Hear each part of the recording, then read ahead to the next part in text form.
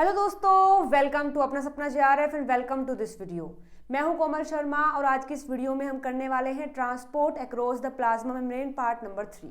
तो अभी हमने स्टार्ट किया हुआ है रिवीजन सीरीज को for CSIR NET life science December 2023। तो जो पेपर हमारा दिसंबर में होने वाला है उसके लिए हमने एक रिवीजन सीरीज को स्टार्ट किया हुआ है जिसमें हम पढ़ रहे हैं यूनिट नंबर 2 यानी सेल बायोलॉजी। और सेल बायोलॉजी का भी हमने टॉपिक स्टार्ट किया हुआ है ट्रांसपोर्ट अक्रॉस द मेम्ब्रेन, और ये इस टॉपिक का थर्ड वीडियो है, यानी कि 2 वीडियोस में पहले ही अपलोड कर चुकी हूँ जिसमें हमने passive transport across the membrane और active transport across the membrane topic complete कर लिया है। और आज की जो वीडियो है इस टॉपिक की आखिरी है, यानी कि जिसमें हम पढ़ने वाले हैं एंडोसाइटोसिस। इस टॉपिक के बाद और इस वीडियो के बाद हमारा ये टॉपिक खत्म हो जाएगा। तो अगर आपने ये 2 वीडियोस नहीं देखी हैं तो उनका लिंक मैं डिस्क्रिप्शन में दे दूंगी, या फिर इस वीडियो के बाद वो वीडियो आपको विजिबल हो जाएगी, आप वहाँ जाकर के देख सकते हैं। चलिए आज की वीडियो को स्टार्ट करते हैं और पढ़ते हैं कि एंडोसाइटोसिस क्या होता है। तो देखिए, अभी हमने पढ़ा है कि जो हमारी मेम्ब्रेन होती है, हमारे सेल की जो मेम्ब्रेन होती है वो चीज़ों को ट्रांसपोर्ट करने में हेल्प करती है और सेलेक्टिवली परमिएबल होती है, मतलब चीज़ों को सेलेक्ट करती है उसके बाद उसको ट्रांसपोर्ट करती है। तो यानी कि अगर कोई छोटा सा सब्सटेंस है लेकिन अगर वो सेल के लिए ज़रूरी है तो उसे भी सेल के अंदर लेकर जाया जाएगा। और अगर बहुत बड़ा मॉलिक्यूल है, बहुत बड़ा कंपाउंड है और सेल से मतलब सेल की मेम्ब्रेन से डायरेक्ट क्रॉस नहीं हो रहा है लेकिन सेल के लिए इंपॉर्टेंट है, तो प्लाज्मा मेम्ब्रेन कुछ प्रोटीन्स को हायर कर लेती है, एक तरीके से अपने अंदर रखती है ताकि ऐसे कंपाउंड्स को भी ट्रांसपोर्ट किया जा सके जो बड़ा है और ट्रांसपोर्ट डायरेक्ट नहीं हो रहा है लेकिन सेल के लिए ज़रूरी है। तो यहीं पर हमने अपने जो सोल्यूट पार्टिकल हैं या फिर ऐसे पार्टिकल जो कि सेल मेम्ब्रेन को क्रॉस करते हैं उनको 2 पार्ट्स में डिवाइड किया था।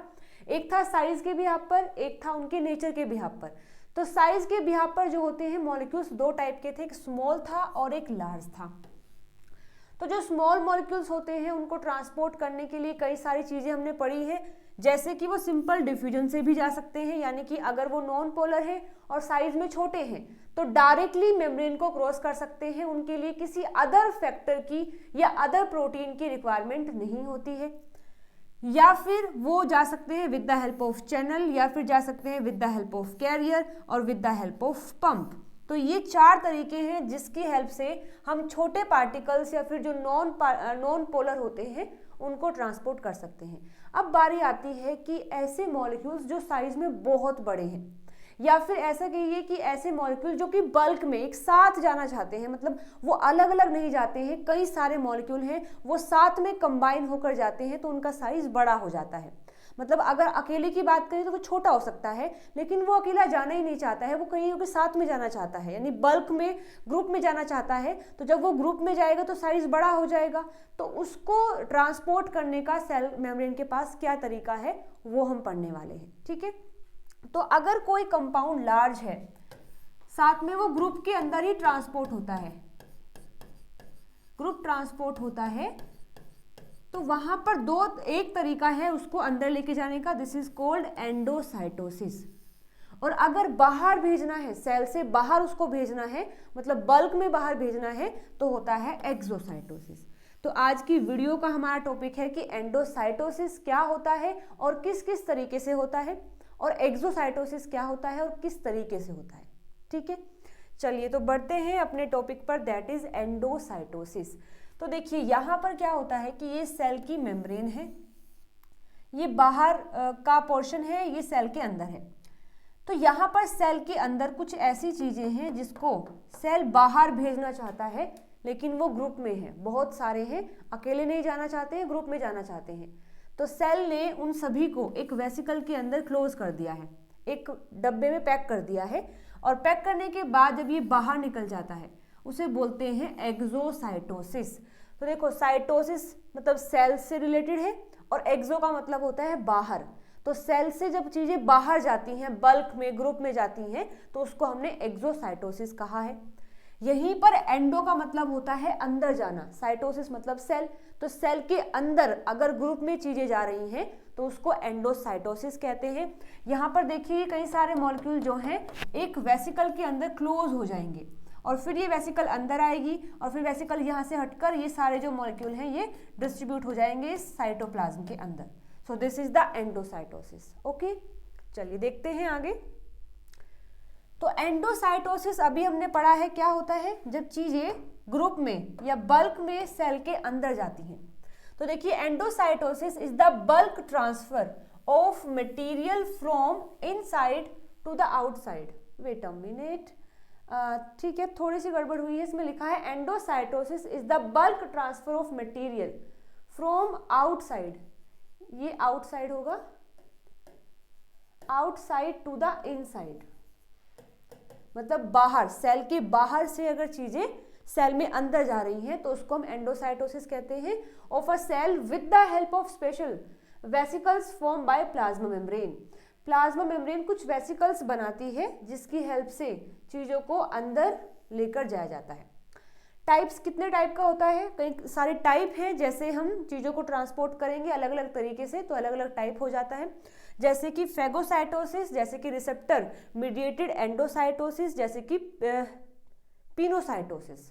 तो ये तीनों ही एंडोसाइटोसिस का पार्ट है, मतलब इन तीनों ही तरीके से चीजें सेल के अंदर ही जाएंगी, लेकिन जो जा रहा है वो डिफरेंट है। फेगोसाइटोसिस में क्या होता है कि जो सॉलिड मटेरियल होता है, अगर कोई बाहर सॉलिड मटेरियल है उसे सेल के अंदर भेजना है तो वहां होगा फेगोसाइटोसिस। अगर कोई सॉलिड मटेरियल है और उसको सेल के मतलब सेल के अंदर भेजना है लेकिन वहां पर रिसेप्टर्स लगे होते हैं तो स्पेसिफिक ट्रांसपोर्ट होता है, मतलब जो चीजें अंदर, जिस चीजों के लिए रिसेप्टर लगा है केवल वो ही अंदर जाएंगे with the help of endocytosis, तो उसको बोलते हैं रिसेप्टर मीडिएटेड एंडोसाइटोसिस। और थर्ड होता है पिनोसाइटोसिस। इसका मतलब है कि सेल के बाहर अगर कोई ऐसी चीजें हैं जो फ्लूइड हैं, लिक्विड फॉर्म में है और उनको अगर सेल के अंदर भेजना है बल्क में एक साथ तो उसको बोलते हैं पिनोसाइटोसिस। ओके, तो एंडोसाइटोसिस के तीन टाइप होते हैं। फेगोसाइटोसिस जिसमें हम सॉलिड मटेरियल को ट्रांसफर करते हैं, रिसेप्टर मीडिएटेड एंडोसाइटोसिस जिसमें हम मटेरियल को अंदर भेजते हैं लेकिन रिसेप्टर से कनेक्ट करके, पहले वो रिसेप्टर से जुड़ेगा फिर वो अंदर जाएगा। और थर्ड होता है पिनोसाइटोसिस, मतलब जो लिक्विड फॉर्म में चीजें होती हैं, लिक्विड जो मटेरियल है उसको अगर सेल के अंदर भेजना है तो उसको पिनोसाइटोसिस बोलते हैं। अब इनके बारे में जरा डिटेल में देख लेते हैं, पहले हम डायग्राम देखेंगे। तो यहाँ पर देखिएगा, सबसे पहले दिखाया गया है अबाउट द फेगोसाइटोसिस। ये सेल के अंदर वाला मटेरियल है, ये सेल के बाहर मटेरियल है। तो यहाँ पर जो सॉलिड पार्टिकल है अगर हम उसको ट्रांसफर कर रहे हैं so this is called phagocytosis. तो ये सॉलिड मटेरियल यहाँ आता है, ये मेम्ब्रेन जो होती है कुछ स्यूडोपोडियम बना देती है जिससे कि एक वेसिकल की फॉर्मेशन होती है, मतलब फिर ये यहाँ से पिंच ऑफ हो जाएगा और ये एक वेसिकल अंदर आ जाएगी। अंदर आने के बाद ये जो बाहर की वेसिकल बनी है उसको ब्रेक डाउन करके ये भी जो अंदर आया है उसको बाहर निकाल लिया जाता है। तो ये जो वेसिकल बनती है in the case of phagocytosis उसको हम फेगोजोम बोलते हैं, जो कि फूड वैक्यूल भी होता है क्योंकि उसके अंदर फूड है, क्योंकि बाहर से फूड आया है तो फूड अगर वेसिकल में क्लोज है तो उसको हम फूड वैक्यूल बोलते हैं और फेगोजोम भी बोलते हैं।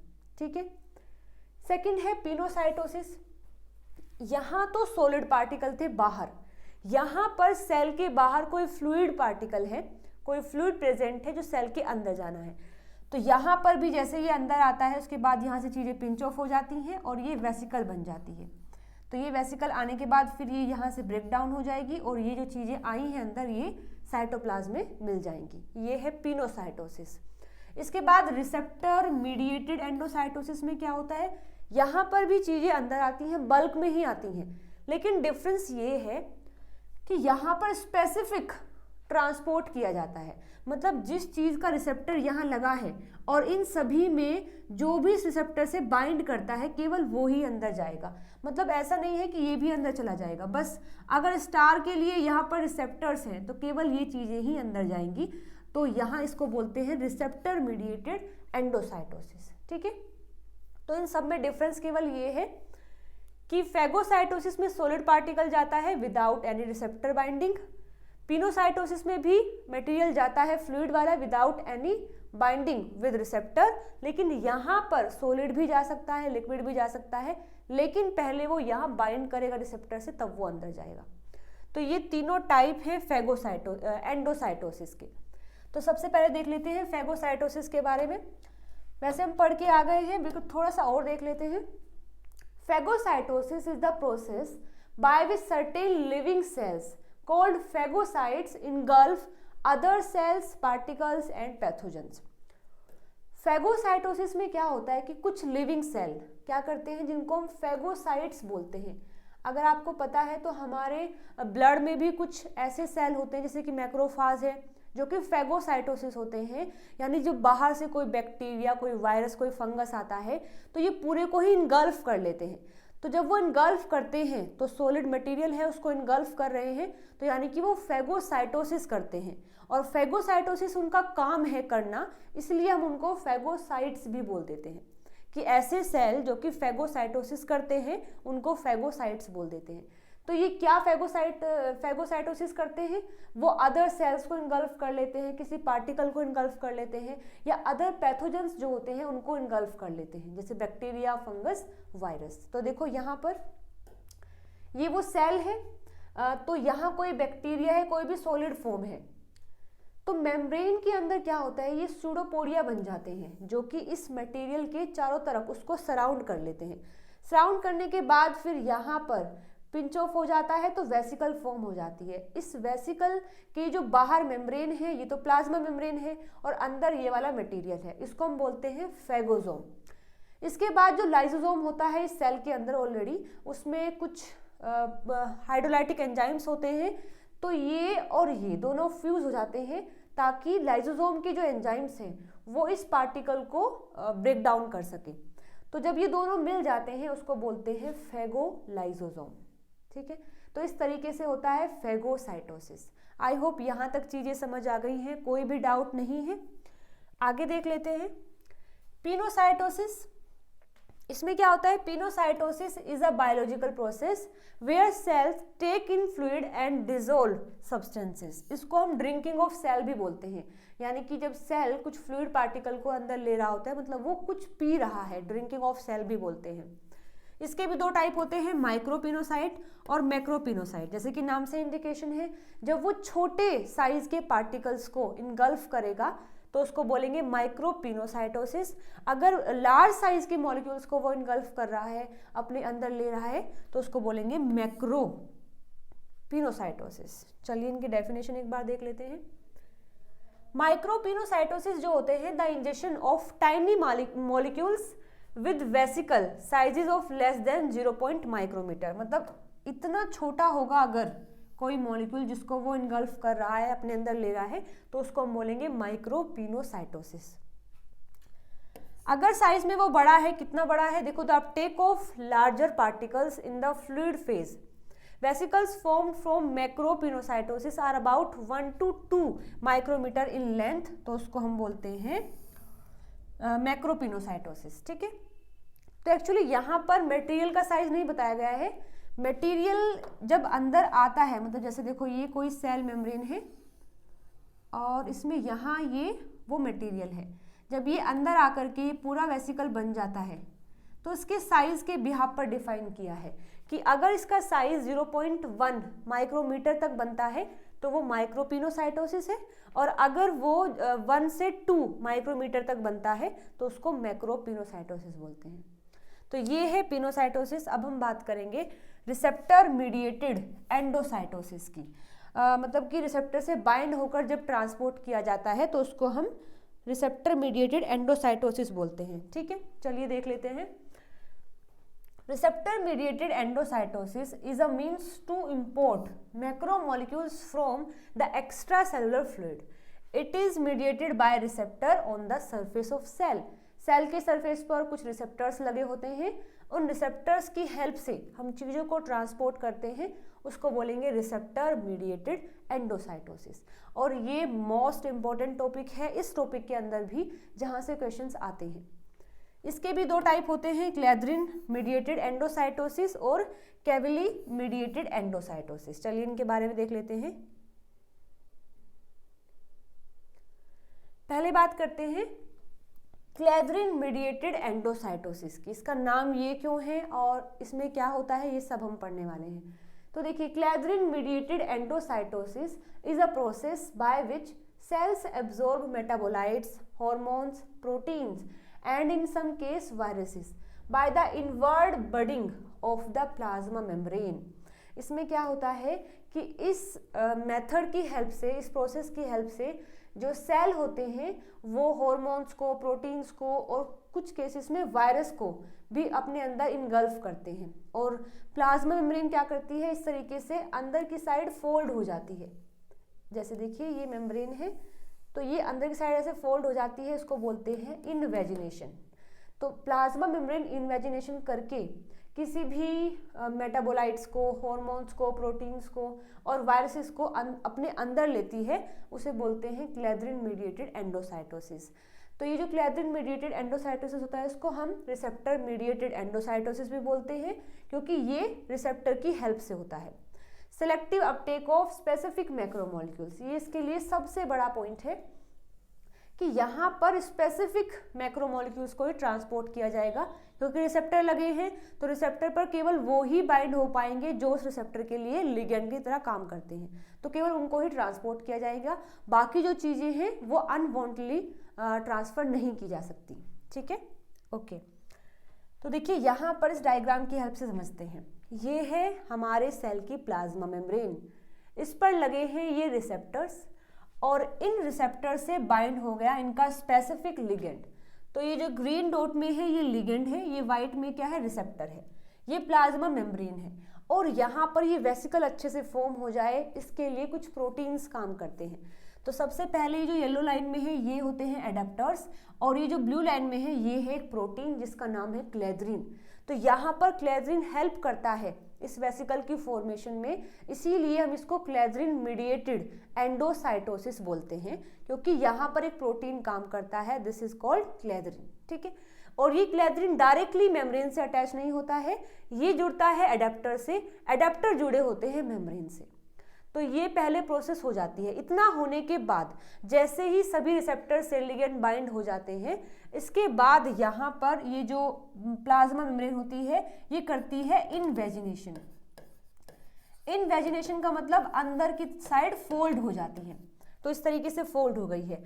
फोल्ड होने के बाद यहाँ पर कुछ प्रोटीन्स आते हैं, यहाँ पर आकर कुछ प्रोटीन्स बाइंड हो जाते हैं जो कि जीटीपी से, मतलब जीटीपी से एनर्जी लेते हैं, तो उनको हम जीटीपी बाइंडिंग डायनेमिन प्रोटीन्स भी बोलते हैं, जो कि इस वेसिकल को पिंच ऑफ करने में हेल्प करता है, मतलब मेम्ब्रेन से हटने में हेल्प करता है।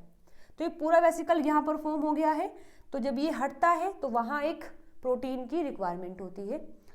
फिर इसके बाद जैसे ही ये कंप्लीट निकल जाता है तो ये एक वेसिकल बनती है जिसमें चारों तरफ एडेप्टर लगे हैं, एडेप्टर से क्लैथरिन प्रोटीन लगा है, बीच में रिसेप्टर है और उसका लिगेंड है। तो आप देख सकते हैं कि रिसेप्टर भी अंदर आ गया है, लिगेंड भी अंदर आ गया है। सम केसेस में हम क्या देखते हैं कि रिसेप्टर होता है, मेम्ब्रेन पर लगा होता है, उससे लिगेंड आकर बाइंड करता है और जो सिग्नलिंग है वो अंदर की साइड चलती है, ना ही तो लिगेंड अंदर जाता है ना ही रिसेप्टर अंदर जाता है, बस वो बाहर रहते हैं। और रिसेप्टर जो होता है जैसे लिगेंड बाइंड करता है रिसेप्टर एक्टिव हो जाता है, रिसेप्टर एक्टिव होने के बाद अंदर की जो पार्टिकल्स है उनको एक्टिवेट करता है और पूरा पाथवे चलता है। लेकिन यहाँ पर क्या है कि रिसेप्टर और लिगेंड दोनों ही अंदर आ गए हैं। ठीक है, इसको हम बोलते हैं क्लैथरिन कोटेड वेसिकल। ये क्या है, क्लैथरिन से कोट हुई एक वेसिकल है जो कि क्लैथरिन मीडिएटेड एंडोसाइटोसिस में बनती है। आई होप यहाँ तक चीज़ें समझ आ गई हैं।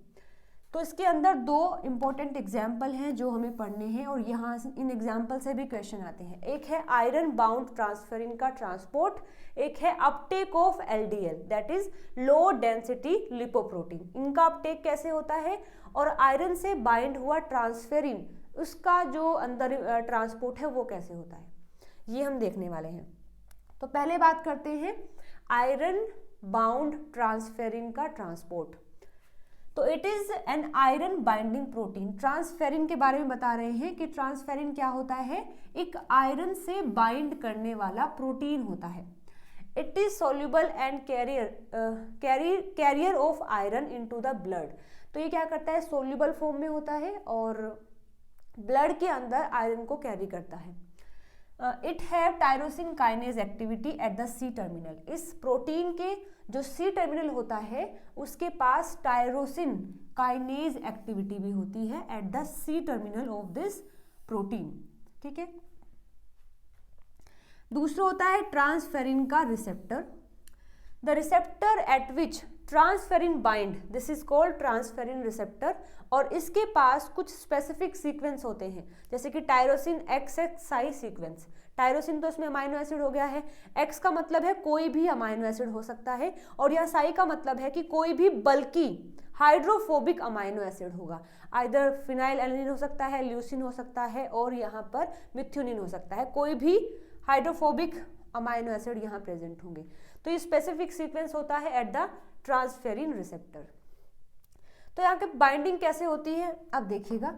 ट्रांसफेरिन क्या है, आयरन बाइंडिंग प्रोटीन है, तो ये है आयरन, आयरन जिससे बाइंड करता है ये है ट्रांसफेरिन। तो ट्रांसफेरिन क्या है, एक लिगेंड की तरह काम कर रहा है, और ये क्या है, ट्रांसफेरिन का रिसेप्टर है। अब देखो एक मेन बात यहाँ पर ये है कि iron is not the ligand, यहाँ आयरन लिगेंड नहीं है, लिगेंड है ट्रांसफेरिन, और रिसेप्टर है ट्रांसफेरिन रिसेप्टर। ट्रांसफेरिन से बाइंड करता है आयरन, ठीक है। जैसे देखो यहाँ पर ये है ट्रांसफेरिन, इस पर 2 आयरन के मॉलिक्यूल यहाँ गए हैं, 2 यहाँ गए हैं, और ये ट्रांसफेरिन अपने रिसेप्टर से बाइंड कर गया है। तो ये है रिसेप्टर, ये है लिगेंड, और ये क्या है, ये आयरन है जो कि लिगेंड से बाइंड करते हैं। तो transferrin plus 2 molecule of iron, मतलब जब ट्रांसफेरिन से 2 मोल ऑफ आयरन बाइंड हो जाते हैं तो हम ट्रांसफेरिन को बोलते हैं फेरो ट्रांसफेरिन, और जब ट्रांसफेरिन अकेला होता है, मतलब उस पर कोई आयरन बाइंड नहीं है, तब हम उसको बोलते हैं एपो ट्रांसफेरिन। आपको ये दोनों टर्म भी याद रखनी है। जब ट्रांसफेरिन आयरन से बाइंड रहता है तो उसको बोलते हैं फेरो ट्रांसफेरिन, और जब बाइंड नहीं रहता है, अकेला होता है, तो एपो ट्रांसफेरिन बोलते हैं, ठीक है। चलिए अब इसका एक बार हम डायग्राम देख लेते हैं कि कैसे चीजें यहाँ मूव करती हैं। तो देखिएगा, सबसे पहले बताया है कि यहाँ ये है प्लाज्मा मेम्ब्रेन, इस प्लाज्मा मेम्ब्रेन पर लगे हैं रिसेप्टर, ये एक रिसेप्टर है जो कि है ट्रांसफेरिन रिसेप्टर 1, ये ट्रांसफेरिन रिसेप्टर है, TFR है ये, इस पर बाइंड करता है ट्रांसफेरिन, लेकिन अभी ये एपोफॉर्म में है। एपोफॉर्म इन द सेंस कि कोई भी आयरन इससे बाउंड नहीं है, तो ये एपो ट्रांसफेरिन है।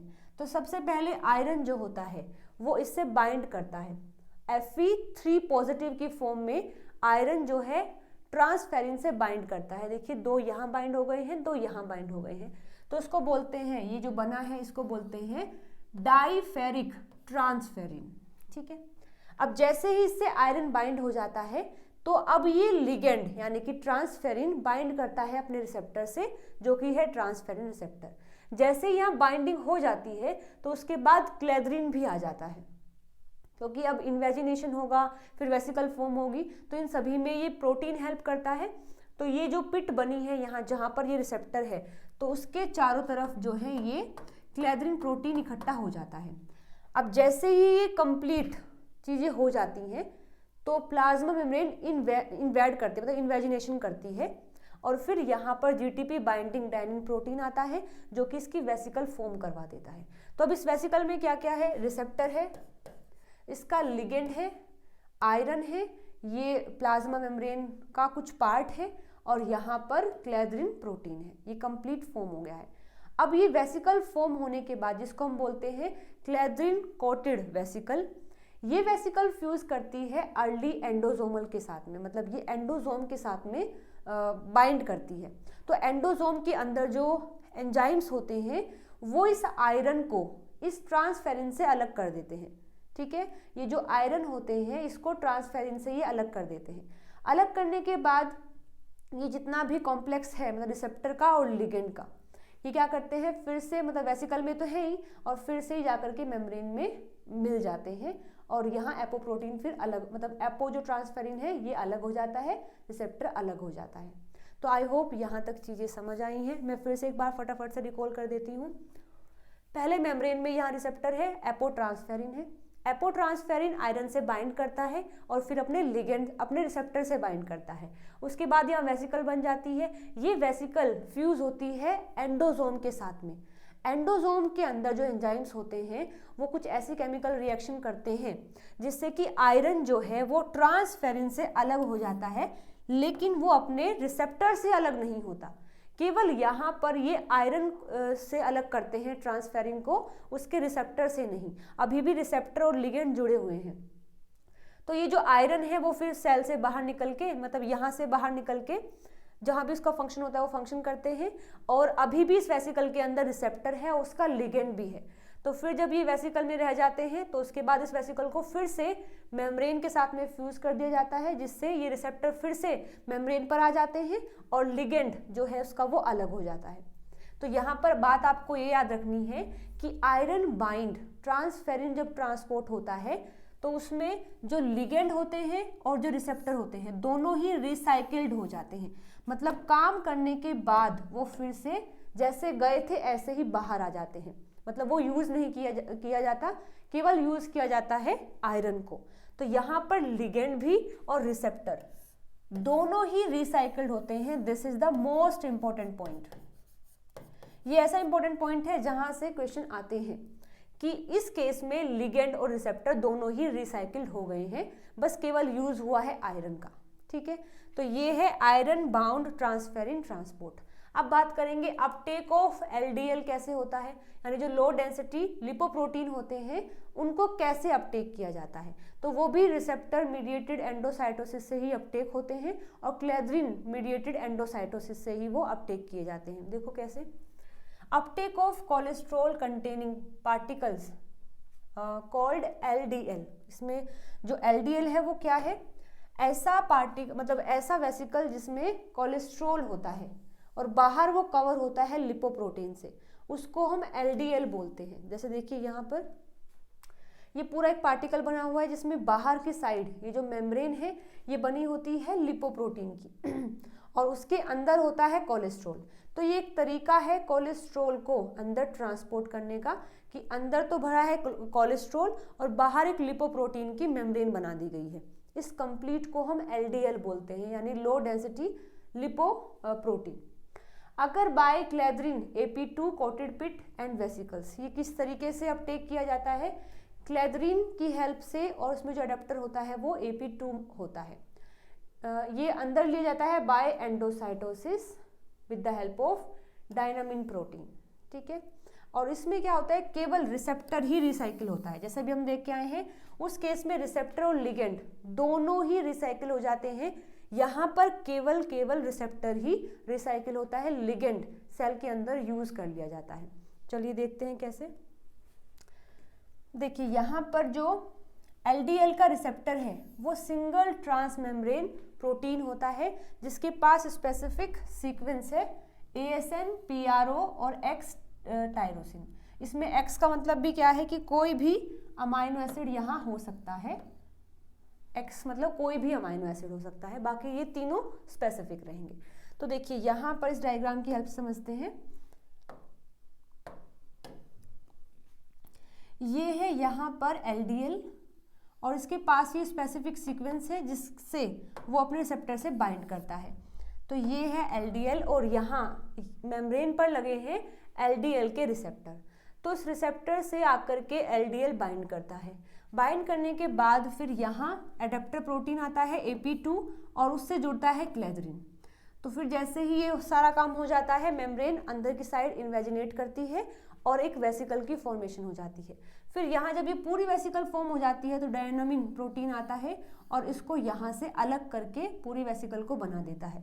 तो ये क्या है, क्लेद्रिन कोटेड वेसिकल है।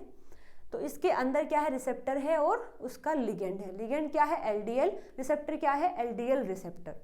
तो जैसे ही आते हैं तो सबसे पहले उसको हम अनकोट करते हैं, मतलब इस वेसिकल से ये जो क्लेद्रिन है, AP2 है, ये अलग हो जाते हैं। तो वेसिकल अनकोट हो गई है। अनकोट होने के बाद ये फ्यूज करती है अर्ली एंडोसोम के साथ में, फिर ये फ्यूज करती है लेट एंडोसोम के साथ में।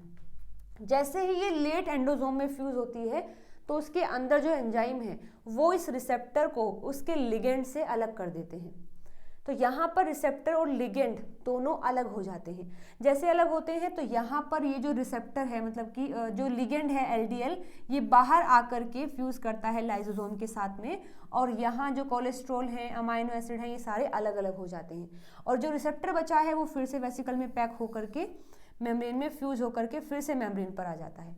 तो यहाँ केवल वापस रिसेप्टर आता है, हालांकि उस केस में रिसेप्टर लिगेंड दोनों आ रहे थे, यहाँ केवल रिसेप्टर आता है। ठीक है, इसलिए बोलते हैं कि एलडीएल ट्रांसपोर्ट में केवल रिसेप्टर का ही रिसाइकिल होता है, बाकी जो लिगेंड है वो अंदर यूज कर लिया जाता है।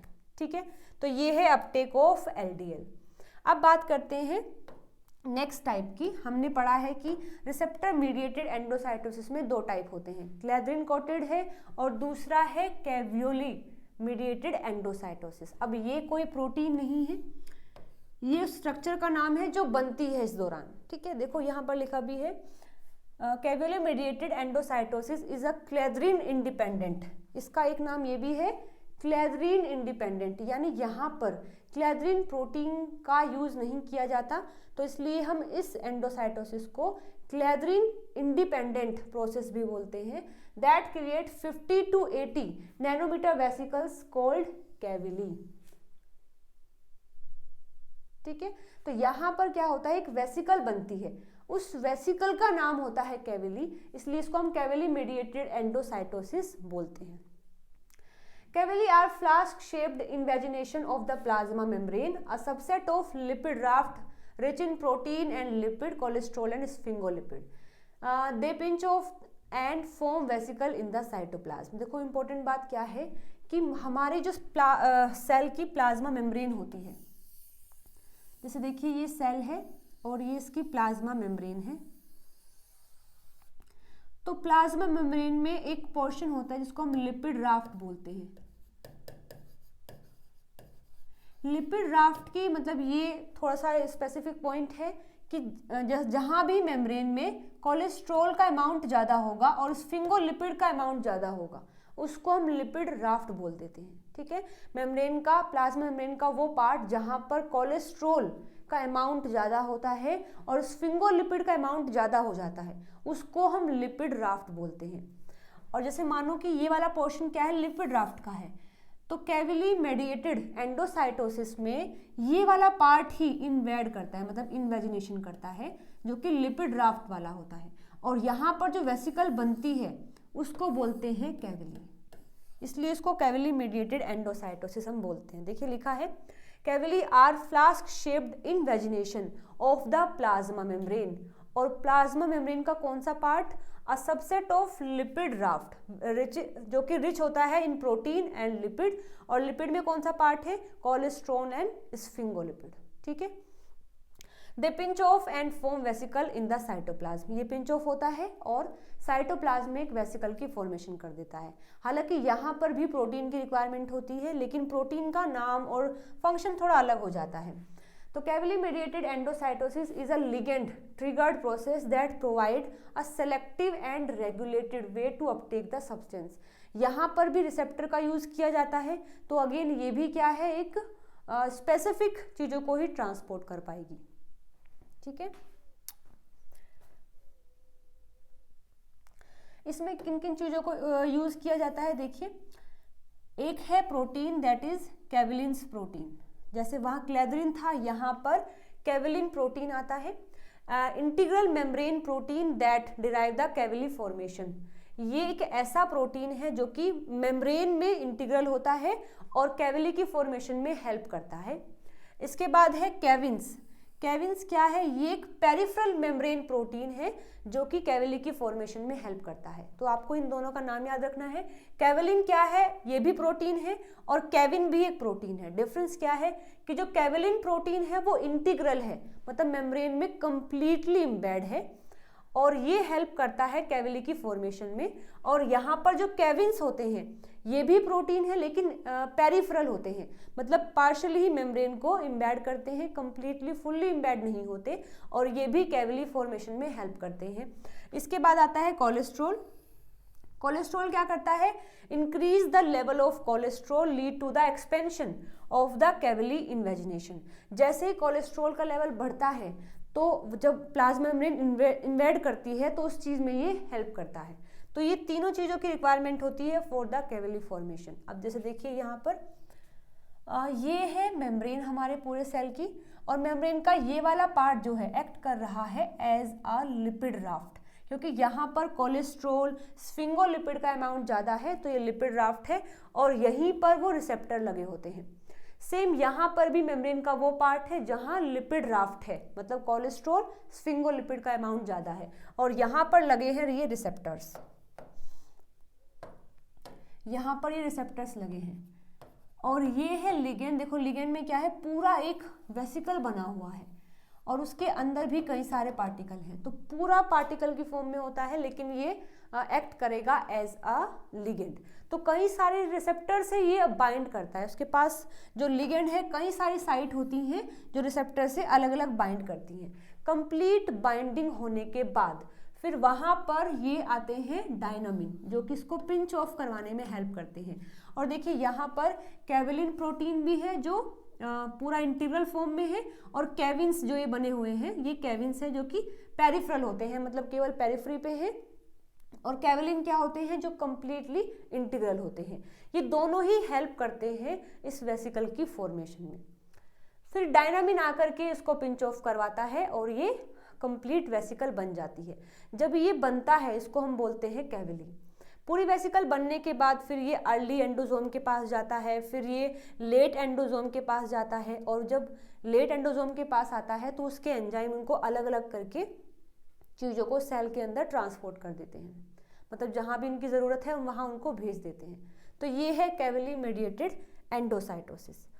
तो आई होप यहाँ तक चीज़ें समझ आ गई हैं। हमने पढ़ा था कि एंडोसाइटोसिस जो है वो 3 टाइप के होते हैं। एक होता है फेगोसाइटोसिस, जिसमें सॉलिड पार्टिकल को सेल अपने अंदर इनगल्फ करता है, तो उसको बोलते हैं फेगोसाइटोसिस।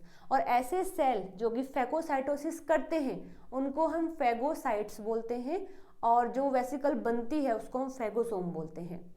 उसके बाद यदि सेल जो है लिक्विड पार्टिकल को अपने अंदर ले रहा होता है उसको हम बोलते हैं पिनोसाइटोसिस।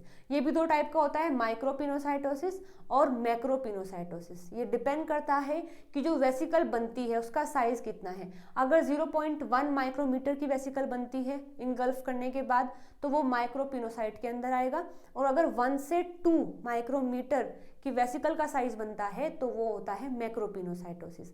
लेकिन दोनों में ही सेल क्या करता है, लिक्विड पार्टिकल को इनगल्फ करता है, तो इसलिए हम इसको बोलते हैं ड्रिंकिंग ऑफ द सेल। ठीक है।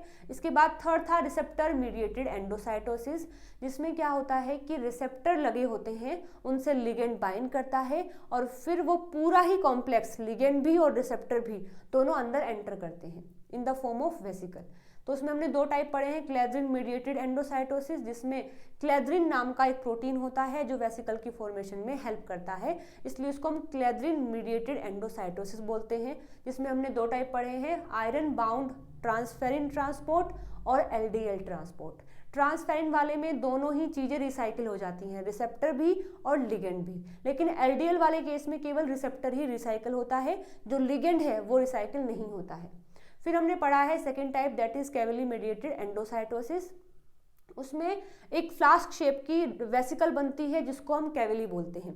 उसकी फॉर्मेशन में कई सारी चीज़ें हेल्प करती हैं, जैसे कि कैविलिन प्रोटीन है जो कि एक इंटीग्रल प्रोटीन होता है, और एक है कैविन्स प्रोटीन जो कि पेरिफेरल होते हैं, और दोनों ही प्रोटीन उस वेसिकल की फॉर्मेशन में हेल्प कर रहे होते हैं। तो मेम्ब्रेन का वो पार्ट जो कि लिपिड राफ्ट की तरह एक्ट कर रहा है, जिसके अंदर कोलेस्ट्रॉल स्फिंगोलिपिड ज़्यादा होते हैं, वो वाला पार्ट इन्वेजिनेशन करता है और एक वेसिकल की फॉर्मेशन करता है, जिसको हम कैविली बोलते हैं। इसलिए हम इस पूरे ट्रांसपोर्ट को कैविली मीडिएटेड एंडोसाइटोसिस बोलते हैं।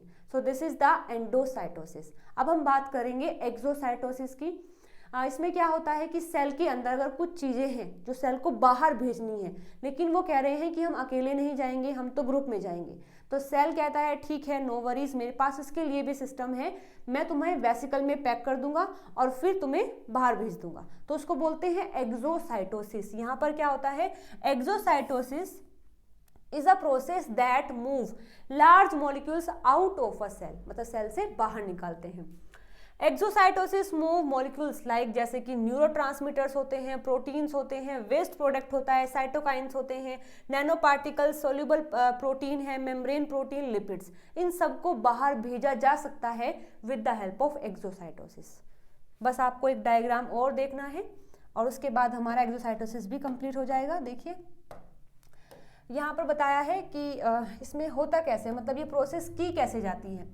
तो सबसे पहले वेसिकल में पैक किया जाता है उस मॉलिक्यूल को सेल के अंदर, जिनको भी बाहर भेजना है सबसे पहले उनको वेसिकल की फॉर्म में पैक किया जाता है, मतलब एक वेसिकल बनती है उसके अंदर उनको पैक कर दिया जाता है। The vesicle are transported to the cell membrane, फिर उस वेसिकल को भेजा जाता है सेल मेम्ब्रेन के पास। उसके बाद फिर the phospholipid bilayer of the vesicle fuse with the cell membrane, उस वेसिकल की जो लेयर है वो भी फॉस्फोलिपिड की बनी होती है और हमारी मेम्ब्रेन भी फॉस्फोलिपिड की बनी होती है, तो वो दोनों आपस में फ्यूज कर जाते हैं। फ्यूज करने के बाद जो भी कंटेंट उस वेसिकल के अंदर था वो सारा बाहर सेल के रिलीज हो जाता है, सेल के बाहर वो रिलीज हो जाता है, तो उस तरीके से एक्सोसाइटोसिस कर दिया जाएगा। तो ये तरीका है एक्सोसाइटोसिस करने का। देखिए जैसे यहाँ पर पहला स्टेप क्या है कि वेसिकल के अंदर उस पार्टिकल को, जितने भी पार्टिकल हैं उनको पैक किया जाएगा, उसके बाद उसे ट्रांसपोर्ट किया जाएगा मेम्ब्रेन के पास। फिर मेम्ब्रेन की जो मेम्ब्रेन है और इस वेसिकल की जो मेम्ब्रेन है दोनों फॉस्फोलिपिड से बनी है, तो वो आपस में फ्यूज कर जाती हैं। जैसे वो फ्यूज करती हैं तो उसके अंदर का जो कंटेंट है वो बाहर रिलीज हो जाता है, उसको बोलते हैं एक्सोसाइटोसिस। ठीक है, ओके। तो ये क्वेश्चन जो है आया हुआ है जून 2022 शिफ्ट 2 का। बहुत ही इजी क्वेश्चन आपको अब लगने वाला है क्योंकि हमने ये टॉपिक पढ़ लिया है। तो इस क्वेश्चन को आप सोल्व करेंगे, अच्छे से इसको क्वेश्चन को रीड करना है। जितने भी आंसर आपको यहाँ पर दिए हैं इनमें से कोई एक सही है, कमेंट करके आपको बताना है कि कौन सा ऑप्शन इसमें से सही है। ठीक है, तो आज का लेक्चर जो है हमने कंप्लीट कर लिया है और ये टॉपिक भी हमने कंप्लीट कर लिया है, that is transport across the membrane. अगर आपको अभी भी कोई डाउट है किसी भी पॉइंट में तो आप कमेंट करके मुझसे पूछ सकते हैं। जल्दी ही इस टॉपिक से जितने भी क्वेश्चन आए हैं PYQs की फॉर्म में, उन पर भी मैं अलग से एक वीडियो बना दूंगी जिसमें कि आप उसके क्वेश्चन को भी सोल्व कर पाएंगे। अगर आपको ये वीडियो पसंद आई है तो लाइक शेयर सब्सक्राइब जरूर से कर देना। मिलते हैं अगली वीडियो में नए टॉपिक के साथ में। Till then bye bye, take care.